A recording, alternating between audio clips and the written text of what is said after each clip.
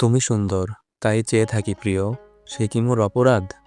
কবি কাজী নজরুল ইসলাম প্রেমে মুগ্ধ হয়ে বলেছিলেন এই অমর শায়রি। প্রমীলা দেবীর প্রতি তার সেই অনুভূতির ছোঁয়া আজও যেন ভেসে বেড়ায় সময়ের ভাঁজে। পুকুর ঘাটে বসে বাঁশরি বাজাতে বাজাতেই এসব কবিতা লিখতেন কবি। বলছি মানিকগঞ্জের তেওতা জমিদার বাড়ির কথা। শোনা যায় এই তেওতা জমিদার বাড়িতে এসে নজরুল প্রেমে পড়েছিলেন এক রহস্যময় নারীর। সেই প্রেম থেকে জন্ম নেয় এমন অনেক কবিতা, যার প্রতিটা শব্দে ছিল আকুলতা আর অনুভূতি।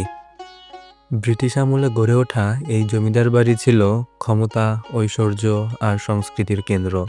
এখানে হতো গান, নাচ, সভা, আর রাতগুলো ভরে উঠত আলোর ঝলকানিতে।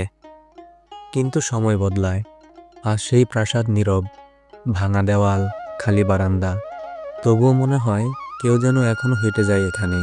এই জমিদার বাড়িটি ব্রিটিশ আমলের প্রায় 19 শতকে তৈরি।